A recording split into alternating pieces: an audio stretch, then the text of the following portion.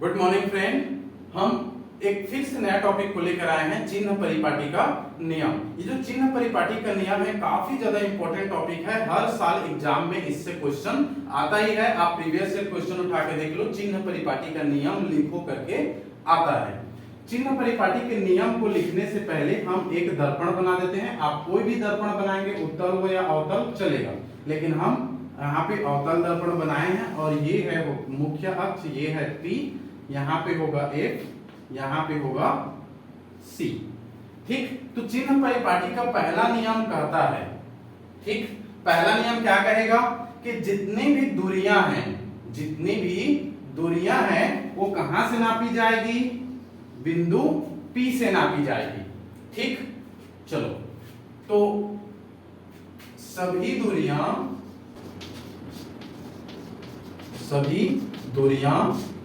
ध्रुव, जिसको P कहते हैं, से मापी जाएगी। ठीक, पहला नियम क्या कहता है कि सभी दूरियां कहां से मापी जाएगी? P से नापी जाएगी। ठीक, अच्छा, जब मैं नियम पढ़ा रहा हूं तो हो सकता है बुक में जिसको पहला हो उसको मैं तीसरा नंबर में बोल दूं, जिसको तीसरा है उसको पहला में बोल दूं, तो उसको आप बुक देख करके अरेंज कर देंगे, नहीं करेंगे तो भी चलेगा। ठीक, बट नियम को समझना जरूरी है। ओके, तो सभी दूरियां कहां से नापी जाएगी? बिंदु P से।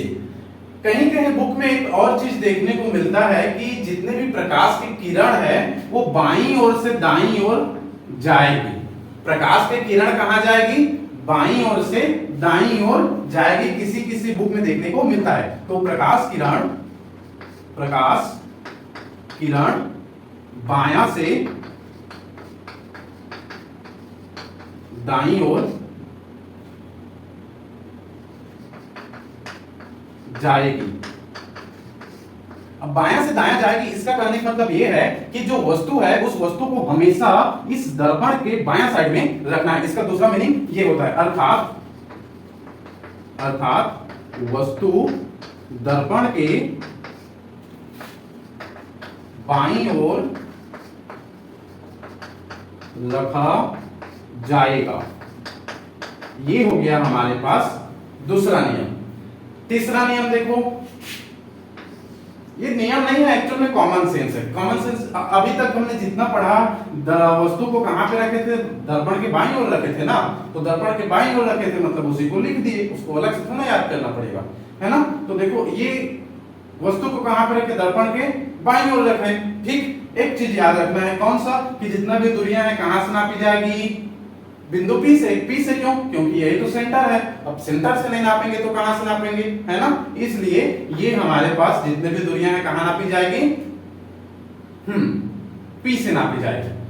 इसको और कहते हैं, इस P के बाईं ओर जितना भी डिस्टेंस है उसको माइनस लेना है। P के बाईं ओर माइनस रहेगा, P के दाईं ओर प्लस रहेगा। ठीक, तो क्या लिखेंगे? ध्रुव के बाईं ओर की दूरियों को कैसे लिया जाएगा? यहां पर दूरी ये पड़ेगी, दूरियों को ध्रुव के बाईं ओर की दूरियों को ऋणात्मक तथा दाईं ओर की दूरियों को दाईं ओर की दूरी को क्या लेंगे? की दूरी को धनात्मक लेना है। ठीक, अब देखो, इस साइड को ऋणात्मक और इस साइड को धनात्मक। एक और बच गया, मुख्य अक्ष के ऊपर वाले डिस्टेंस को धनात्मक और नीचे वाले डिस्टेंस को ऋणात्मक। कहने का मतलब, यदि मैं इस वस्तु की हाइट नापना चाहूं, इसकी हाइट कितनी है, तो इसको मैं जब नापूंगा तो ये धनात्मक में आएगा, और जब नीचे कोई वस्तु रहेगा ऐसे करके तो इसकी हाइट को नापना चाहूं तो इसकी हाइट को हम ऋणात्मक में लिखेंगे। तो यहां पर लिखना, यहां पर क्या लिखेंगे? मुख्य अक्ष के ऊपर नापी गई दूरियां धनात्मक और नीचे नापी गई दूरियां ऋणात्मक होंगी। ठीक है इतना। तो ये हमारे पास कुल मिलाकर 4 नियम होते हैं। तीसरा नियम को कभी कभी थोड़ा लैंग्वेज को चेंज करके इस प्रकाश के किरण के भाषा में भी बोला जाता है। ठीक, कैसे बोला जाता है कि यदि कोई दूरियों को प्रकाश के किरण के दिशा में नापी जाए, देखो प्रकाश के किरण की दिशा कहने का मतलब इसको सीधा कर दो, अब वही चीज है इसी को घुमा फिरा के बोलेगा। देखना, यदि इधर नापे तो प्रकाश किरण के दिशा में है ना, देखो तो इधर नाप रहे हैं, प्रकाश भी इधर जा रही है तो प्रकाश किरण के दिशा में है, तो प्रकाश किरण के दिशा में नापी गई दूरियां कैसी रहेगी, धनात्मक। हमने भी तो वही बोला था कि दाईं ओर की दूरियों को धनात्मक, तो देखो P के दाईं ओर की दूरियों को धनात्मक, प्रकाश किरण के दिशा की दूरी को धनात्मक, वही चीज है। तथा प्रकाश किरण के उल्टे दिशा में नापी गई दूरी को ऋणात्मक। अब उल्टा दिशा में कब नापेंगे, जब वस्तु इधर होगा, तो इधर के दूरियों को क्या करेंगे हम, ऋणात्मक। तो देखो बाईं ओर की नापी गई दूरी को ऋणात्मक, तो देखो उल्टा दिशा में नापी गई दूरी मतलब इस दिशा की दूरी को ऋणात्मक, इस दिशा की दूरी को ऋणात्मक, बाईं ओर को ऋणात्मक, उसी चीज को बोल रहा है। इसका मतलब कि इसी को घुमा फिरा के बोल सकते हैं। तो अलग अलग बुक में अलग अलग होता है। कुल मिलाकर हमें शॉर्टकट में इसको एक समझना है। क्या समझना है, देखो शॉर्टकट में ज्यादा कुछ तामझाम नहीं है, समझ लो, अपने लैंग्वेज में लिख सकते हो। ठीक, ये हो गया हमारे पास दर्पण, ये है हमारे पास ध्रुव P। अब जितना भी दूरी इस दर्पण के बाईं ओर से नापी जाएगी वो ऋणात्मक हो जाएगा, दाईं ओर नापी जाएगी वो धनात्मक हो जाएगा। ठीक, याद करो अभी हम सिर्फ लेफ्ट राइट कर रहे हैं। ठीक, तो इधर नापेंगे लेफ्ट साइड में तो ऋणात्मक और राइट में नापेंगे तो धनात्मक।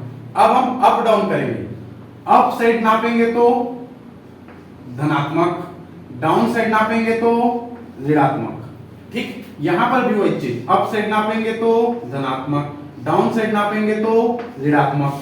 ठीक, याद रखो ये अप डाउन कहां से नापी जाती है, इस एक्सिस से नापी जाती है। ठीक है, मुख्य एक्सिस से नापी जाती है। तो इस एक्सिस से अप साइड नापेंगे तो धनात्मक, एक्सिस से डाउन साइड नापेंगे तो ऋणात्मक। अब इससे कोई मतलब नहीं रहेगा कि ये जो P के ये बाईं ओर है कि दाईं ओर है। जब अप डाउन वाला केस आता है तो कोई मतलब नहीं रहता कि ये बाईं ओर है कि दाईं ओर है। बायां दायां कब काम आता है, जब हम लेफ्ट राइट वाला नापते हैं, मतलब इस वाले डिस्टेंस को नापते हैं। जैसे कि यहां से यहां तक की डिस्टेंस को नापेंगे तो ये देखो उल्टा है, तो उल्टा है तो मान लो ये कितना हो गया, मान लो 10 सेंटीमीटर है, तो ये -10 सेंटीमीटर हो जाएगा। ठीक, लेकिन इसी को ऊपर दिशा में नापे, ऐसे करके इसको नापे तो देखो ये ऊपर जा रहा है तो ये क्या रहेगा, प्लस धनात्मक रहेगा।